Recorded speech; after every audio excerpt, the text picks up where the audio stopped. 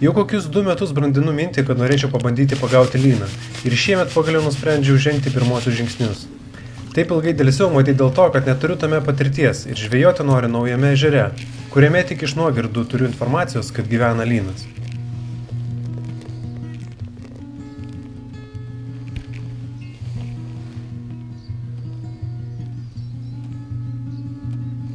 Taigi mano planas toks. Pasirinksiu kelias iš akies patinkančias vietas šalia meldų ar lelijų. Vienoje iš jų statysiu povandeninę kamerą ir pasišersiu, o kitoje vietoje pasišersiu ir pabandysiu pažvejoti kelias valandas.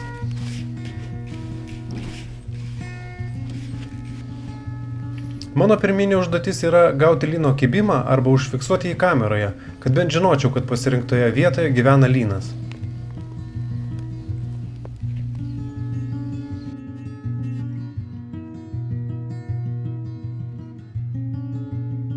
Kaip matėt, užsimaišiau 2 skirtingus pašarus ir metu juos prieš kamerą.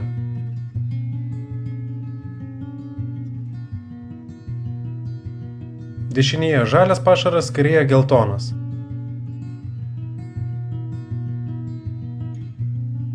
Tiesa, vienas geltonas rutulys nunėrė pažalius. Geltonas pašaras matosi, kad pradėjo iškart tirpti ir paliko nemažą debesį krisdamas į vandenį.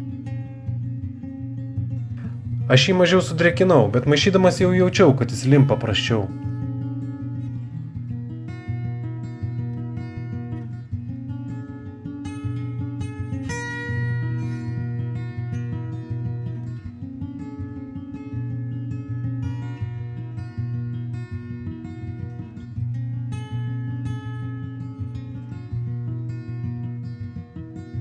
Papildomai įmečiau pakelį jau senstelėjusių dzykų.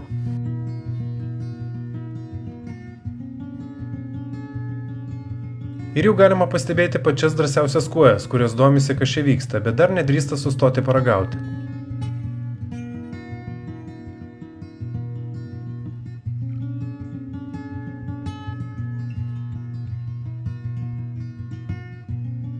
Na ir dar pabėriau kelias saujas kukurūzų.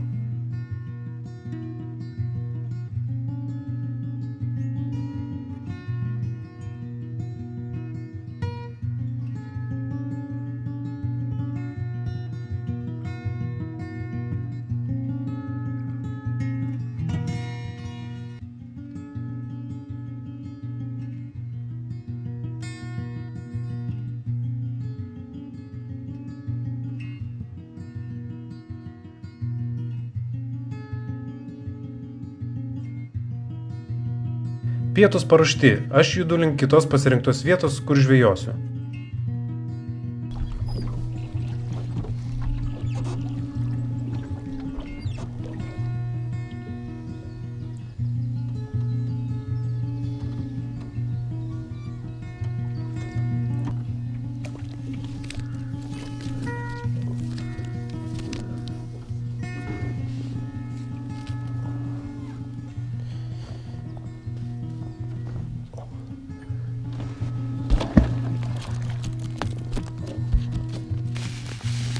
Pašarui naudosiu tos pačius jaukus, tik juos sumaišysiu kartu.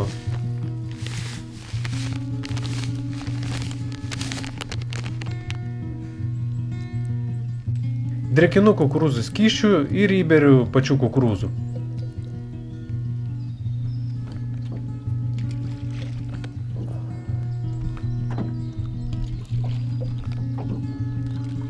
Kol pašaras pritraukinėja žuvį, galima neskubant išgerti kavos ir ruoštis meškerės. Meškerytė pas mane praeito amžiaus, nes dar nenusipelniau geresnės. Pažiūrėkime, kas tuo tarpu vyksta pirmoje pašertoje vietoje. Saulė gražiai apšviečia vaišių stalą ir jau po truputį renkasi pirmi svečiai. Nuo pašerimo praėjo 5 minutės. Žuvų horizonte daugėja, bet jos dar elgiasi nedrąsiai.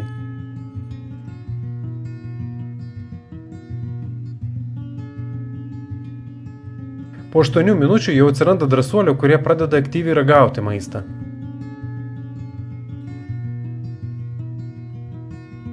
O tai paskatina ir kitas žuvis eiti artyn.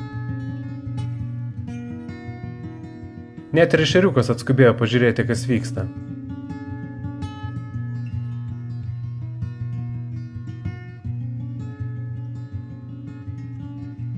Bet kol kas pagrindiniai klientai nedidelės kojytės.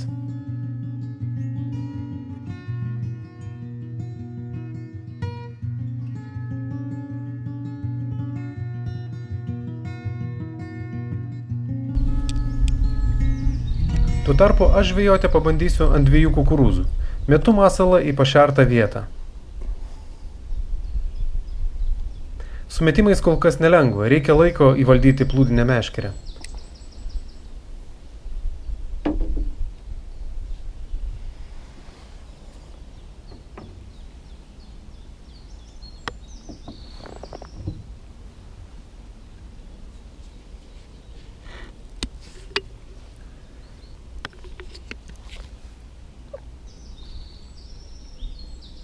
Antis dar čia sukiojasi mano žvejybos vietoje, baido žuvis. Ant dugno šiame ežere daug žolių, todėl nežinau, kaip elgtis su gyliu. Kaip ir norėtųsi masalą dėti ant dugno lynui, bet nežinau, ar tarp žolių masalas neprasmegs. Dėl pašaro irgi yra klausimų šioje vietoje, ar nenugrimsis visas po žolėmis. Eksperimentuoju su gyliu, bandysiu visgi pakelt masalą vos virš žolių.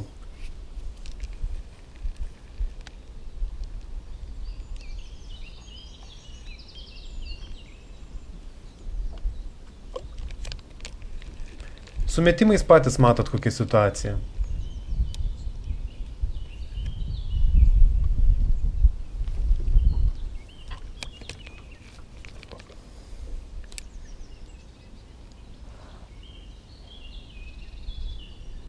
O čia jau 10 minutė. Vanduo drumzlinas nuo veiksmo ir dėl to matyt žuvims šiek tiek drąsiau.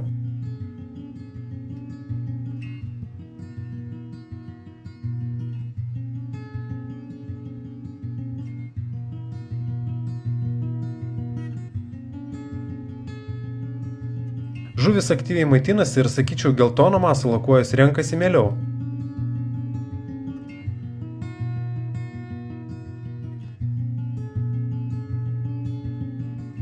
Pasirodo ir viena kita didesnė raudė.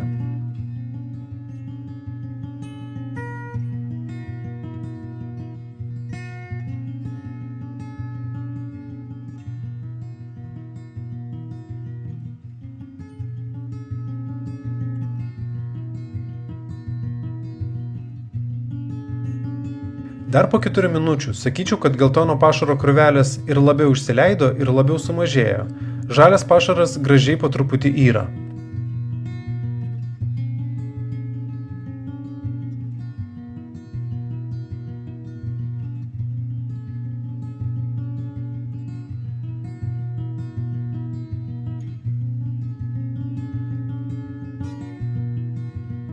Žuvų pašarai privilioja tikrai nemažai, pagrindė kojas ir vis daugiau pasirodo didesnių raudžių.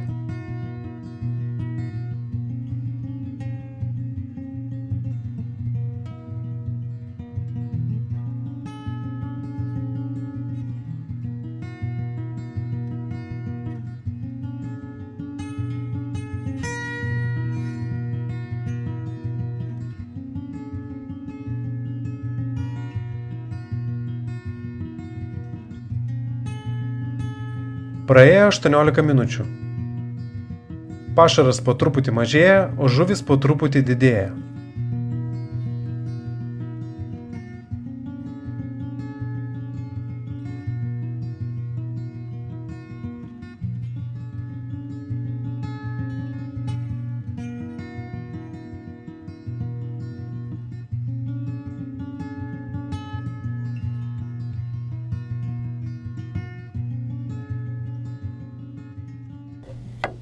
Pas mane valtelėje kol kas nieko naujo. Kartas nuo karto kažkas pajudina plūdę ir kartas nuo karto kažkas nukniaukė kukurūzą. Turbūt irgi pradžiai susirinko smulkmė pašertoje vietoje.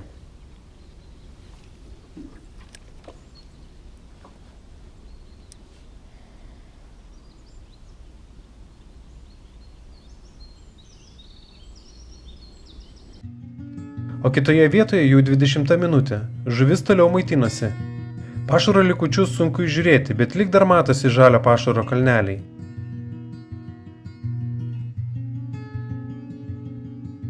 Na ir stambių raudžių vis daugėja, o kojyčių mažėja. Linų kol kas dėja nematyti.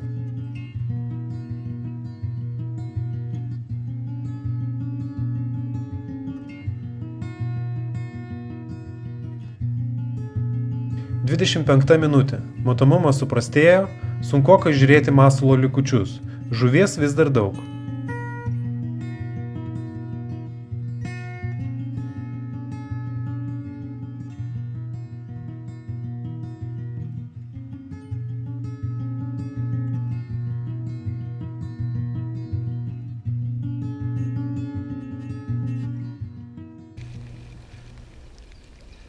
Kibimai nelepina, todėl bent bandau pasitreniruoti taikliau mėtyti.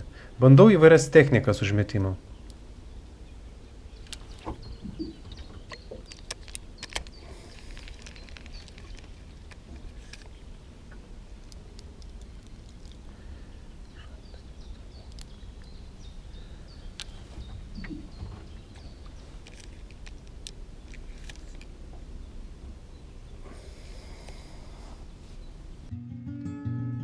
Po vandeniu 35 minutė. Masalų krūvelių aš jau nebeįžiūriu.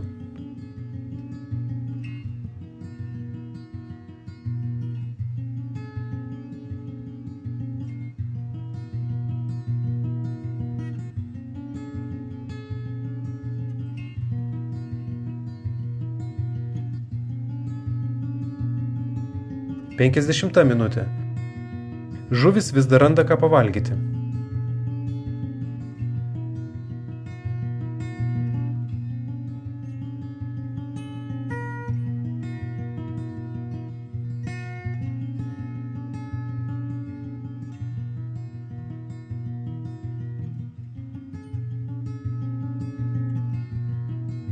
Na ir vaizdas po valandos. Pašaro beveik nesimato, bet žuvų kiekis nemažėja ir jos vis dar aktyviai rausiasi ir kažką valgo.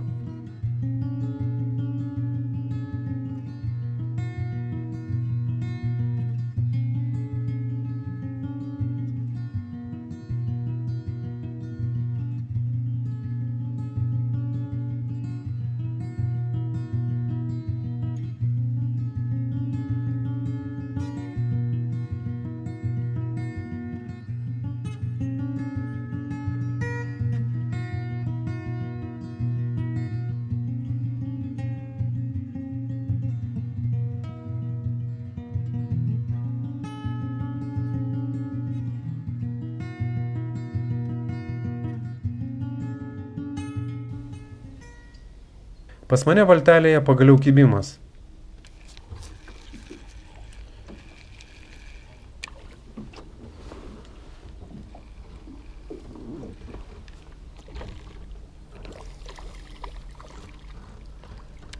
Bet dėja tai ne lynas.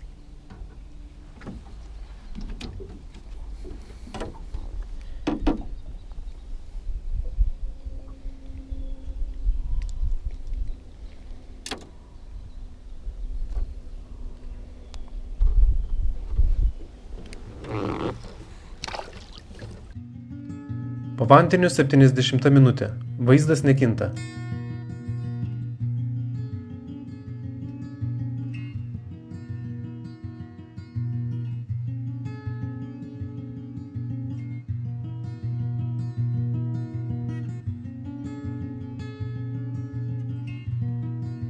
Aštuoniasdešimta minutė.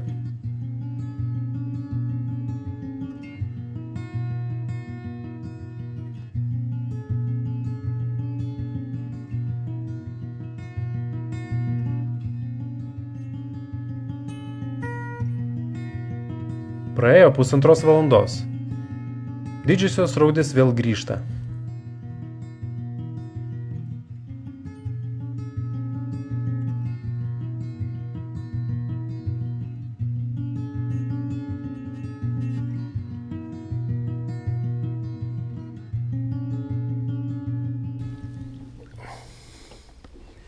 Tuo tarpu aš jau nusprendžiau vyniotis, taip ir nesulaukęs linų kibimų. Bet prieš tai dar sugalvojau priplaukti prie savo žvejybos vietos ir pažiūrėti, kaip masalas atrodo po vandeniu. nes buvo abejonių, ar jis nenugrims tiesiog į žolės ir gal jo ten visai nesimato.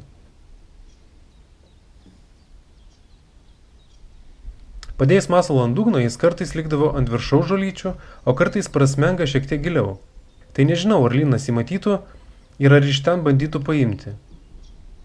Gal jūs turite patarimų, kaip žvejoti, kai dugnas padengtas žolėmis? Parašykite komentaruose. Šitas priplaukimas prie kranto mane tik leido suprasti, kaip elgėsi masalas, bet didžiausias bonusas buvo tai, kad netikėtai iš žolių išplaukė 2 lynai. Tiesiai man prieš nosį.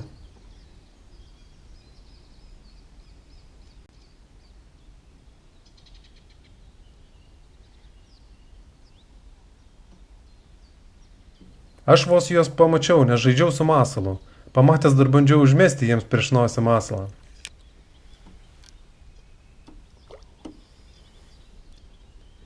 Šitas vaizdas man buvo vertingiausias šią dieną. Tai atsakė į pagrindinį klausimą, kad šioje vietoje ir šiame ežere lynų yra. Taigi lieka tik mokytis juos gaudyti. Judu traukti kameros iš kitos pajaukintos vietos. Čia vaizdas praėjus 1 valandai 40 minučių po pašėrimo. Žuvų daug ir žuvis didelės.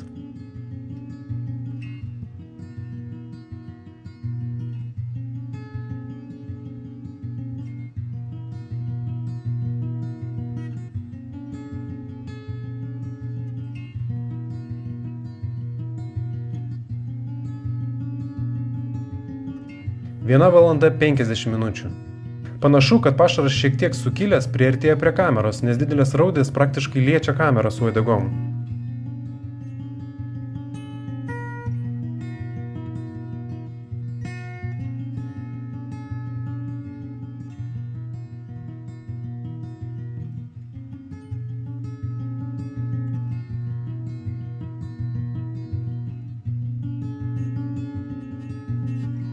Na ir vaizdas po 2 valandų.